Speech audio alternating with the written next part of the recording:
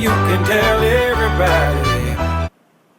One, I don't think it's a problem here at the University of Virginia, so let's start off making that very clear. But I do believe it is a problem nationwide, and I think a lot of that has to do with a lot of different components. It has to do with practice schedules, it has to do with travel schedules, and of course it has to do with the quality of the instruction and the classes that are offered. So most major clustering would occur, I believe, because of practice and travel schedule, because there are only certain classes you can take at certain times in the day, and if those classes are the only one offered, then that's where you tend to go to. We all live in the real world. We know that most all student athletes, except the ones I work with, because they're not this type of student, look for areas where they can focus on their sport and they can focus on their academics, and they need to be able to do both well.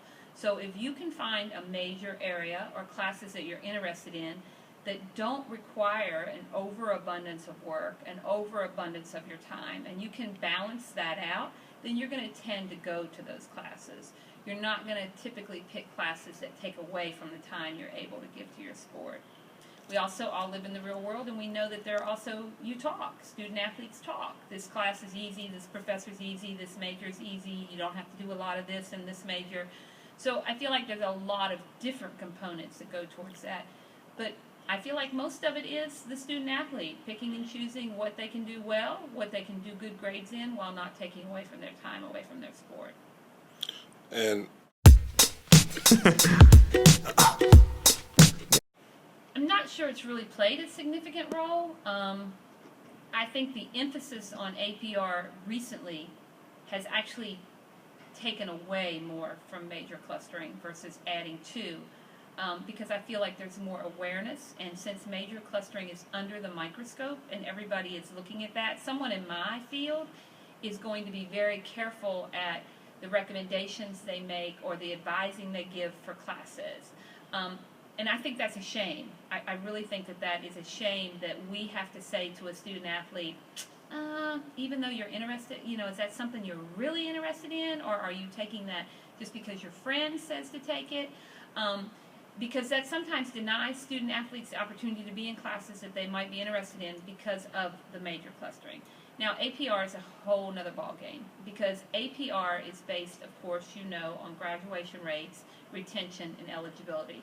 So yeah, are you going to have people that are going to be looking at things where they know they can make good grades, where they know they'll be able to finish the major, where they know they'll be able to graduate? Yes. But I truly believe, and this is just Misfit speaking, that major clustering is more projected and more dealt with because of certain standards that programs have, and because people want their athletes to be eligible without necessarily maybe a lot of work going into that eligibility. I don't think APR drives that bus. I think there are other issues that drive that bus. And I think that goes from the top down to the bottom and from the bottom to the top. But I think there's a lot of other issues that drive that major clustering bus. Number one, we as academic coordinators do not at any time steer a student athlete towards a major or steer a student athlete towards a class.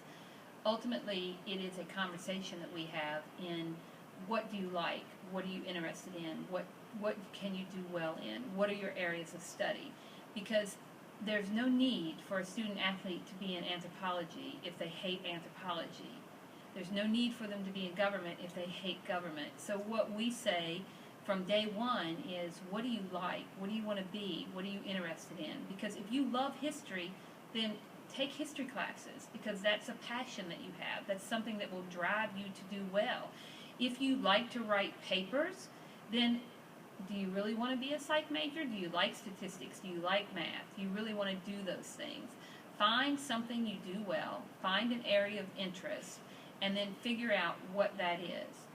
Now, you're going to run into student athletes who will say, well, I'm a good paper writer, so I'm going to go to this major because I know that they write papers. That's all they do. Okay, that's fine. Or I love to read, so I'm going to do this major.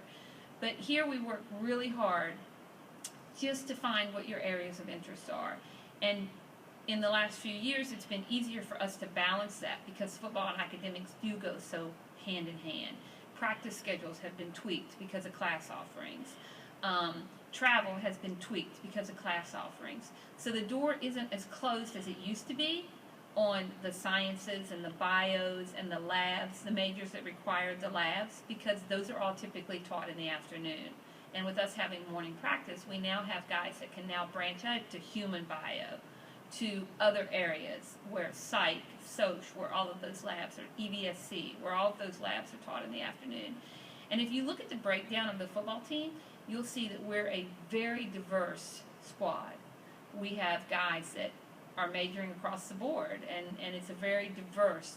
We don't have a large group of guys going into one area. It's very broken down.